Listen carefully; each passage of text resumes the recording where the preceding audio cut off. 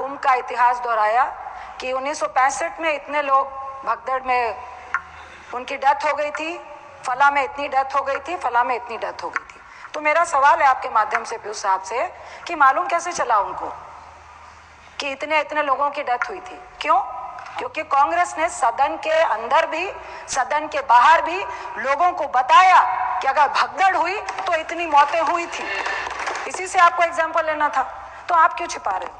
क्योंकि आपकी सरकार आवाम के संवेदनाओं से खेलकर उनकी मौत पे सत्ता पाने का काम करती है।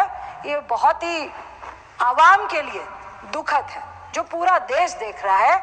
कुंभ मेला, महादेवी श्वेता वर्मा जो बहुत बड़ी लेखिका पोएट थी, बहुत बड़ी राइटर थी, वो महीना महीना जाके वहां रहती थी। उस टाइम सिर्फ साधु संत आते थे, लाखों की संख्या में आते थे और वो एक दूसरे से वाद विवाद करते थे, मेडिटेशन करते थे।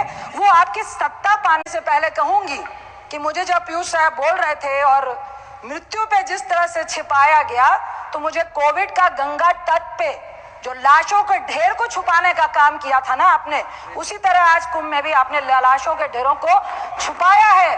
और मैं आपको दावा करती हूँ कि कल इस पे भी मूवी बनेगी, क्योंकि रात के कई घंटों तक उन शरीरों को, डेड बॉडीज को कमरे में बंद रखा गया, घायल कह के डेड बॉडी को हॉस्पिटल ले जाया गया और वहां से भी उन डेड बॉडियों को गायब किया गया।